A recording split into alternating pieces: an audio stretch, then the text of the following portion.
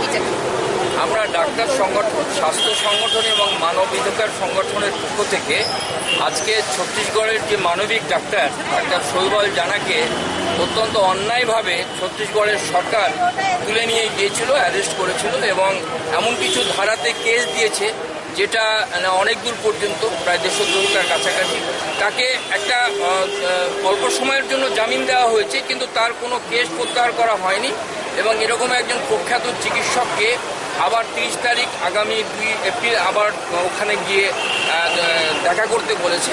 সুতরাং আমরা আজকে রাজ্যপালের কাছে যাচ্ছি, আমরা যৌথভাবে এই স্মারকলিপি দেব এবং এর আগেও আমরা প্রেস বিবৃতি দিয়েছি। আমরা নিঃশর্ত প্রত্যাহার করতে বলেছি যে কোনো মামলা তার বিরুদ্ধে, এবং যারা এটা করলো এখন একটা আইন আছে যেটা ভারত সরকার স্বীকৃত, যে কোনো ডাক্তারকে যে কোনো সময় তোলা যায় না, ফলে এটাও তারা খলন করেছে।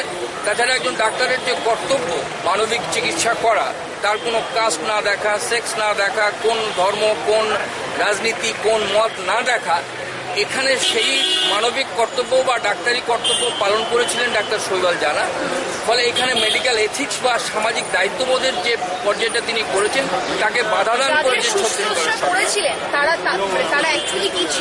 তারা শ্রমিক শ্রেণীর এবং সাধারণ আদিবাসী মানুষ, ওই অঞ্চলের যে নানান খনি শ্রমিক, সাধারণ শ্রমিক, আদিবাসী মানুষ, তাদের উপরে নানান রকম মালিক শ্রেণী এবং অন্যদের যে বিভিন্ন শোষণ অত্যাচার চলে তার বিরুদ্ধে ওখানে লড়াই চলছিল। তিনি অত্যন্ত গরিব, শ্রমিক দরদি, আদিবাসী দরদি ডাক্তার এবং তিনি ওখানে 30 বছরের উপর প্রতিষ্ঠিত, ওখানকার শহীদ হাসপাতালে কর্মরত, আজও তিনি ওনাকে অ্যারেস্ট করা হলো, ওনাকে এতদিন গ্রেপ্তার করে রাখা হলো, এই জন্য আপনারা এর আগে প্রশাসনকে কিছু জানিয়েছিলেন?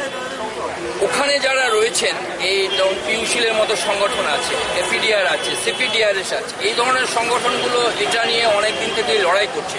কারণ আপনাদের সকলের জানা আছে তারই সহকর্মী ডাক্তার বিনায়ক সেনকে একই রকমভাবে ফাঁসানো হয়েছিল, যিনিও এই হাসপাতালের কাজের সঙ্গে যুক্ত ছিলেন। কিন্তু আমরাও আপনাদের মতো আশ্চর্য হচ্ছি যে 24 বছরের একটা পুরনো কেসকে, যেটা কংগ্রেস সরকারের আমলে ঘটেছিল, সেই কেসকে তুলে নিয়ে এসে একজন প্রখ্যাত কর্মরত চিকিৎসককে কেমন করে গ্রেপ্তার করে সেখানকার পুলিশ, এবং এমন কিছু ধারা দেয় যেটা কোনো মতেই গণতন্ত্রের মধ্যে পড়ে না, মেনে নেওয়া যায় না। সেজন্যই আমরা এরকমভাবে আজকে প্রোটেস্ট করছি এবং ভারতবর্ষের অন্যান্য বহু জায়গাতেই এই প্রোটেস্ট হচ্ছে।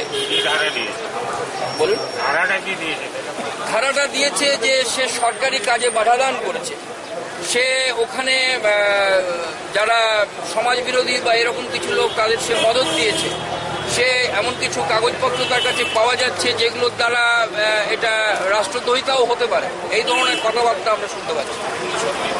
এগুলো সর্বৈব মিথ্যা। আমি ডাক্তার তরুণ, মেডিকেল সার্ভিস সেন্টারের ভাইস প্রেসিডেন্ট।